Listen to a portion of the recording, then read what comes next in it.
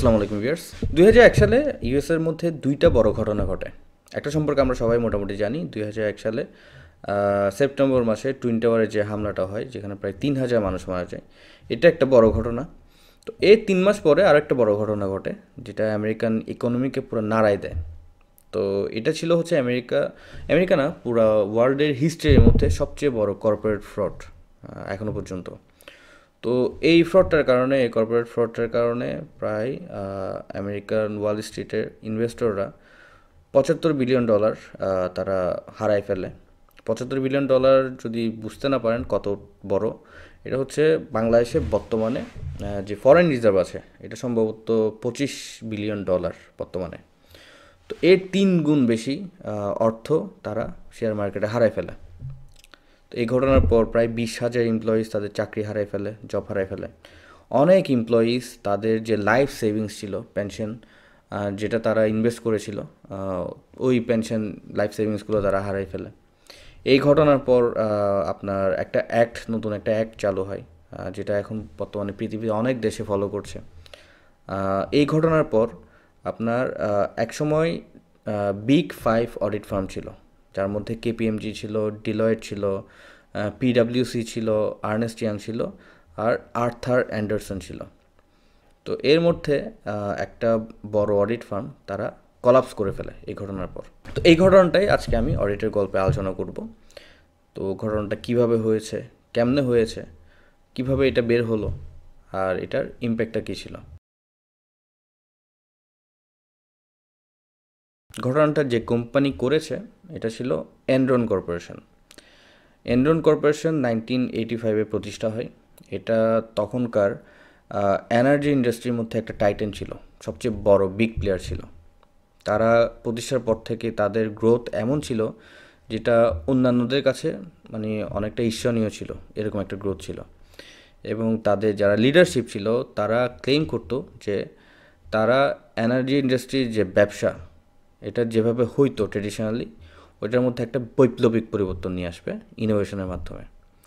তো তাদের এই ক্লেমের সাথে তাদের যদি অন পেপার রেকর্ড দেখেন, ফাইন্যান্সিয়াল রেকর্ড দেখেন, ক্লেমের সাথে রেকর্ডেরও মোটামুটি একটা সামঞ্জস্য ছিল। কারণ তাদের ফাইন্যান্সিয়াল স্টেটমেন্টে তাদের প্রফিট অনেক হাই ছিল, রেভিনিউ অনেক হাই ছিল, তাদের ডেট টু ইকুইটি অনেক বেশি ছিল, যার কারণে আপনার যারা ওয়াল স্ট্রিটের মধ্যে ইনভেস্টর ছিল তাদের কাছে এই এনরন কর্পোরেশনটা ইনভেস্টমেন্টের জন্য অনেক জনপ্রিয় একটা কর্পোরেশন ছিল। যার কারণে আপনার এই মানে কোম্পানিটার শেয়ার প্রাইস প্রায় $90 পর্যন্ত গিয়ে ঠেকে।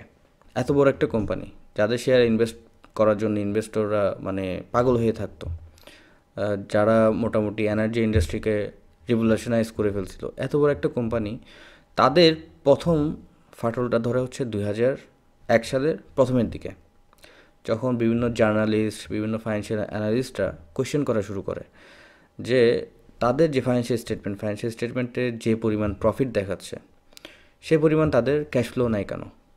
মানে হচ্ছে মনে করেন তাদের প্রফিট দেখাচ্ছে ফাইন্যান্সিয়াল স্টেটমেন্টে 100 কোটি টাকা সাপোজ, কিন্তু তাদের যে ক্যাশ ফ্লো দেখাচ্ছে শুধু 1 কোটি 2 কোটি টাকা। তো এরকম কেন হবে? ক্যাশ ফ্লো তো আরও বেশি হওয়া উচিত ছিল। তো এই জিনিসগুলো নিয়ে যখন কোয়েশ্চেন করা শুরু করে, তখনই কিন্তু প্রথম ফাটলটা ধরে। এরপর ওই বছরের আগস্ট মাসে এসে আপনার প্রথম এই বিষয়গুলো নিয়ে কনসার্ন রেজ করে, হুইসেল ব্লো করে হচ্ছে ওই কোম্পানির ভাইস প্রেসিডেন্ট শ্যারন ওয়াটকিন্স। তিনি একজন মহিলা ছিলেন। তিনি প্রথম মানে কনসার্ন রেজ করেন যে এই কোম্পানিতে ফাইন্যান্সিয়াল মানে অ্যাকাউন্টিং ফ্রড হচ্ছে, যেটা একসময় অনেক বড় একটা বোমার মতো ফাটবে। আগস্ট মাসে হুইসেল ব্লো করার পরে অক্টোবরে এসে আপনার এনরন কর্পোরেশন তারা অ্যানাউন্স করে যে তাদের প্রায় $618 মিলিয়ন মতো লস হয়েছে, যার কারণে তাদের যে শেয়ার হোল্ডাররা ছিল, শেয়ার হোল্ডারদের ইকুইটি মানে ডিক্লাইন করেছে, ইকুইটি ভ্যালু ডিক্লাইন করেছে প্রায় $1.2 বিলিয়ন। তো এই যে অ্যানাউন্সমেন্টটা করে, এই অ্যানাউন্সমেন্টটা করার পরে আপনার ওয়াল স্ট্রিটে অন্যান্য যারা ইনভেস্টর আছে তাদের মধ্যে এটা একটা শক ওয়েভের মতো হয়ে যায়। মানে সবাই আতঙ্কে মানে তাদের শেয়ার বিক্রি করা শুরু করে, অনেক কাহিনী হয়। তো এরপরে আপনার 2001 সালের এটা হচ্ছে অক্টোবরে আপনার তারা অ্যানাউন্স করে, 2001 সালের ডিসেম্বরে এসে তারা ব্যাংকরাপসি ফাইল করে, যেটা ছিল হচ্ছে এখনও পর্যন্ত আমেরিকান ইউএসএ ইতিহাসে সবচেয়ে বড় ব্যাংক্রাপসি ফাইলিং। এর মধ্যে আবার সিকিউরিটি অ্যান্ড এক্সচেঞ্জ কমিশন তারা এনরন কর্পোরেশনের উপর ইনভেস্টিগেশন করা শুরু করে, এবং এই ইনভেস্টিগেশনের পরেই আস্তে আস্তে মানে তাদের যে ফ্রডল্যান্ড কার্যক্রমগুলো ছিল ওগুলো আস্তে আস্তে বের হয়ে আসে। তো এখন আসলে ঘটনাটা কী হয়েছিল, তারা কি করছিল, কিভাবে ফ্রডটা করছিল, যার কারণে মানে এতগুলো ইনভেস্টর এতগুলো টাকা হারাই ফেলছে, এতগুলো এমপ্লয়িজ তাদের লাইফ সেভিংস হারাই ফেলছে, কীভাবে ফ্রডটা করছে? তো ফ্রডটা বেসিক্যালি করছে আপনার এই কোম্পানির ফ্রডের সাথে জড়িত ছিল মেইনলি তিনজন জড়িত ছিল। একজন হচ্ছে তাদের চেয়ারম্যান, একজন ছিল সিইও এবং একজন ছিল সিএফও। ফ্রডটা হয়েছে দুইভাবে। তো তাদের যে সিইও ছিল জেফরি স্কিলিং, তাদের সিইও ছিল তখনকার, সে একটা অ্যাকাউন্টিং সিস্টেম প্রমোট করছে যেটা ছিল হচ্ছে mark to market accounting system. এটার মানে হচ্ছে, আমি যদি একদম সিম্পলি বলি, এটা আসলে অ্যাকাউন্টিংয়ের মধ্যে পড়ে না। এটা কিভাবে মানে এই জিনিসটা তারা করলো আল্লাহই জানে। এটা হচ্ছে মনে করেন একটা কোম্পানি, মনে করেন এনরন কর্পোরেশন, তারা একটা প্রজেক্টে ইনভেস্ট করেছে, লং টার্ম একটা প্রজেক্টে ইনভেস্ট করেছে 10 বছরের জন্য। তো এই 10 বছরে তারা এস্টিমেট করলো যে তাদের $100 কোটি রেভিনিউ হবে, মানে ইনকাম আসবে এই প্রজেক্টটা থেকে 10 বছরে। তো তারা কী করলো, এই যে প্রজেক্টের রেভিনিউটা তারা ওই বছরের রেভিনিউ হিসেবে তারা ঠিক করে ফেলছে, মানে তাদের বুকে রেকর্ড করে ফেলছে যে এটা ইনকাম হয়ে গেছে। কিন্তু অ্যাকচুয়ালি তো এটা ইনকাম হয় নাই, এটা 10 বছরে হবে, এবং 10 বছরে হইতেও পারে নাও হইতে পারে, এটা একটা প্রজেক্টেড রেভিনিউ। তো তারা এই প্রজেক্টেড রেভিনিউটা ইনকাম হিসেবে দেখাই দিছে। তো এরকম করে করে তারা অনেকগুলো রেভিনিউ, মানে অনেকগুলো প্রজেক্টে ইনভেস্ট করে ওই প্রজেক্টের রেভিনিউগুলো দেখাই দিত, যার কারণে স্বাভাবিকভাবে তাদের যে ইনকাম স্টেটমেন্টের প্রফিট অনেক হাই দেখাতো, রেভিনিউ অনেক হাই দেখাতো, এবং তাদের স্বাভাবিকভাবে রেভিনিউ হাই, প্রফিট হাই, তাদের শেয়ার প্রাইসও অনেক বেশি ছিল, বেড়ে যেত দাম। তাদের যে ডেপ্থ টু ইকুইটি রেশিও এটাও অনেক ভালো ছিল, কারণ স্বাভাবিকভাবে আপনার যে প্রফিটগুলো রিটার্নিংসে হিট করতেছে, রিটার্নিংসে হিট করলে ওগুলো আপনার ইকুইটিতে হিট করবে। তো আপনার প্রফিট অনেক বেশি, লাইবিলিটি অনেক কম। তো স্বাভাবিকভাবে মানে যারা ইনভেস্টর ছিল তাদের কাছে অনেক ক্রিম একটা কোম্পানি ছিল ইনভেস্ট করার জন্য। তো এইটা একভাবে তারা মানে ম্যানিপুলেট করছে তাদের ফাইন্যান্সিয়াল স্টেটমেন্ট, তারা প্রফিট বেশি দেখাইছে ইনভেস্টরদেরকে অ্যাট্রাক্ট করার জন্য। আরেকটা ওয়ে হচ্ছে যেটার সাথে জড়িত ছিল তাদের সিএফও অ্যান্ড্রু ফাস্টো। তো সে কী করতো, অনেকগুলো এসপিভি ক্রিয়েট করে রাখছিল। এসপিভি হচ্ছে স্পেশাল পারপাস ভেহিকল। তো এই এসপিভিগুলো ক্রিয়েট করে সে মানে এনরন কর্পোরেশনের যে লাইবিলিটিগুলো ছিল, ব্যাংক লোন বলেন, অন্যান্য যে লাইবিলিটিগুলো ছিল, সে এগুলোকে ওই এসপিভিগুলোর মধ্যে ট্রান্সফার করে দিত। মানে তাদের বুকসে দেখাতো হচ্ছে মানে লাইবিলিটি অনেক কম, কিন্তু লাইবিলিটি আছে, মনে করেন তার $100 কোটি লাইবিলিটি আছে। তো সে কী করতো, এই $100 কোটি লাইবিলিটিটা তার এসপিবিগুলোর মধ্যে ট্রান্সফার করে দিত। আচ্ছা, এসপিবি সম্পর্কে যদি কোনো আইডিয়া না থাকে, আমার এসপিবি নিয়ে একটা ভিডিও আছে, ওইটা চাইলে দেখে নিতে পারেন, আমি ডেসক্রিপশন বক্সে লিঙ্ক দিয়ে রাখবো। তো যার কারণে কি হইতো, তাদের লাইবিলিটি অনেক কম দেখাতো।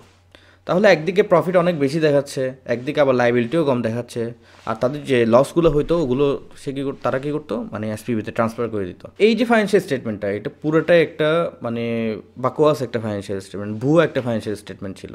এটা তাদের যে রিয়েল ভিউটা এটা শো করে নাই, যার কারণে ইনভেস্টররাও মানে পাগল হয়ে ইনভেস্ট করা শুরু করছে। মানে তাদের এই যে এত প্রফিট, লাইবিলিটিও কম, প্রফিট অনেক বেশি, প্রতি বছর অনেক রেভিনিউ হচ্ছে, এগুলো দেখে মানে ইনভেস্ট করা শুরু করতো। আর তাদের যে চেয়ারম্যান ছিল, চেয়ারম্যান প্লাস ফাউন্ডার কেনিথ লে, সেও প্রমোট করতো ইনভেস্টরদের কাছে তাদের এই ফাইন্যান্সিয়াল রেকর্ডসগুলো, মানে সেও প্রমোট করে মোটামুটি তাদের ইনভেস্টরদের মানে অ্যাট্রাক্ট করতো আর কি। তাহলে এই 3 পার্টি জড়িত ছিল, এবং সাথে আরেকটা পার্টি জড়িত ছিল এই ফ্রডের সাথে। এটা হচ্ছে ওই যে বিগ ফাইভের অডিট ফার্ম বললাম, বিগ ফাইভের অডিট ফার্মের আর্থার অ্যান্ডারসন, তারা ছিল এই এনরন কর্পোরেশনের স্ট্যাটুটরি অডিটর। তো স্বাভাবিকভাবে স্ট্যাটুটরি অডিটর যেহেতু, তারা যখন অডিট করতেছে তারা অবশ্যই দেখবে তাদের রেভিনিউ যখন চেক করতেছে, মানে তাদের কাছে এটা অবশ্যই ধরা পড়ছে, কিন্তু তারা এটা নিয়ে কোনো রেড ফ্ল্যাগ রেজ করা নেই, তারা এগুলো কাভার আপ করে রাখছে, তাদের লাইবিলিটিও কাভার আপ করে রাখছে। মানে এই যে ঘটনাগুলো তারা জানতো, তারা জেনে শুনে এগুলো কাভার আপ করে রাখছে। এবং পরবর্তীতে যার কারণে এটা যখন ধরা খাইছে, তখন তাদের যতগুলো ক্লায়েন্ট ছিল আর্থার অ্যান্ডারসনের, মোটামুটি বড় বড় যতগুলো ক্লায়েন্ট ছিল সবাই তাদের কাছ থেকে মুখ ফিরাই নিছে, সবাই ছুটে গেছে তাদের কাছ থেকে, এবং তারা মোটামুটি এখন কলাপস করে ফেলছে, এরকম একটা অবস্থা হয়ে গেছিলো। তো বিগ ফাইভ মানে অডিট ফার্ম থেকে তারা পড়ে গেছিলো, এখন বিগ ফোর অডিট ফার্ম শুনবেন, বিগ ফাইভ আর নাই। তো এই ঘটনাটার কারণেই কাহিনীটা হয়েছিল। এবং পরবর্তীতে এই যে তাদের যারা এই ফ্রডটার সাথে জড়িত ছিল, চেয়ারম্যান, সিইও, সিএফও, তাদের বিরুদ্ধে কিন্তু ক্রিমিনাল মানে চার্জও করা হয়েছিল, যার ফলে যে সিইও ছিল তার প্রায় 24 বছরের জেল হয়, পরে এটা কমায় 14 বছর করা হয়। সিএফওর 6 বছরের জেল হয়, আর যিনি চেয়ারম্যান ছিলেন তিনি পরবর্তীতে মানে স্ট্রেসের কারণে হার্ট অ্যাটাক করে মারা যান। তো এইভাবে আসলে এই এত বড় একটা মানে ফ্রডটা হয় আর কি, যেটা এখনও পর্যন্ত কর্পোরেট ওয়ার্ল্ডে সবচেয়ে বড় ফ্রড, প্রাতিষ্ঠানিক ফ্রড। আরেকটা বিষয় হচ্ছে যারা এক্সিকিউটিভ ছিল এই ঘটনাগুলোর সাথে, তো শুধুমাত্র এই 3 জন না, আরও অনেকে জড়িত ছিল, যাদের অনেক শেয়ার ছিল কোম্পানিতে। তারা ঘটনাগুলো হওয়ার আগে তাদের কোম্পানির শেয়ারগুলো সেল করে, ইনফ্লেটেড রেটে সেল করে তারা মোটামুটি তাদের টাকা পয়সা যা খাওয়ার খেয়ে ওগুলো ওখান থেকে বের হয়ে গেছে কিন্তু। তো পরবর্তীতে তাদের জেল হয়, এই 3 জনের জেল হয়, একজন তো মারা যায় হার্ট অ্যাটাক করে। এবং আরেকটা জিনিস ঘটে এই ঘটনার পর, এটা হচ্ছে ইউএসএ তাদের কোম্পানিগুলো এই ঘটনা থেকে শিক্ষা নিয়ে এবং ভবিষ্যতে যাতে এরকম না হয় তার জন্য তাদের কোম্পানিগুলোর যে অ্যাকাউন্টেবিলিটি বলেন, ট্রান্সপারেন্সি, এগুলো যাতে ঠিক থাকে এজন্য একটা নতুন অ্যাক্ট চালু করে, যেটার নাম হচ্ছে সারবান-অক্সলি অ্যাক্ট 2002, এটাকে সক্সও বলে। তো এই অ্যাক্টটা কিন্তু বর্তমানে অনেকগুলো দেশে এই একটা মানে চালু আছে, অনেকগুলো দেশ এই অ্যাক্টটাকে ফলো করে। তার মধ্যে যদি বাংলাদেশে বলি, বাংলাদেশে চট্টগ্রামে ইয়াং ওয়ান কর্পোরেশন, আপনারা হয়তো নাম শুনেছেন, কোরিয়ান একটা কোম্পানি, তারাও কিন্তু এই অ্যাক্টটা ফলো করে তাদের কর্পোরেট গভর্নেন্সকে স্ট্রং রাখার জন্য। তো ভিউয়ার্স, এটা ছিল আজকে অডিটের গল্প এনরন কর্পোরেশন নিয়ে। এটা খুবই ইম্পর্ট্যান্ট একটা গল্প। আর এই যে অ্যাক্টটার কথা বললাম সক্স, এটাও খুবই ইম্পর্ট্যান্ট একটা অ্যাক্ট। যারা অডিট নিয়ে পড়ালেখা করছেন, ইন্টারনাল কন্ট্রোল নিয়ে পড়ালেখা করছেন, তারা এই একটা সম্পর্কে একটু পড়ালেখা করতে পারেন, এটা আপনাদের কেরিয়ার জন্য কাজে লাগবে। ভিডিওতে অবশ্যই একটা লাইক করবেন যাতে করে ভিডিও রিচটা বাড়ে, আমি আরও উৎসাহিত হব নতুন নতুন ভিডিও করতে। আর আপনাদের যদি কোনো এক্সপিরিয়েন্স শেয়ার করার থাকে কমেন্ট সেকশনে করবেন, আর আমার চ্যানেলটা সাবস্ক্রাইব করে রাখতে পারেন এরকম আরও ভিডিও পাওয়ার জন্য। ইনশাআল্লাহ নেক্সট ভিডিওতে অন্য আরেকটা গল্প নিয়ে আবার দেখা হবে। তো এই পর্যন্ত সবাই ভালো থাকবেন, সুস্থ থাকবেন। আল্লাহ হাফেজ।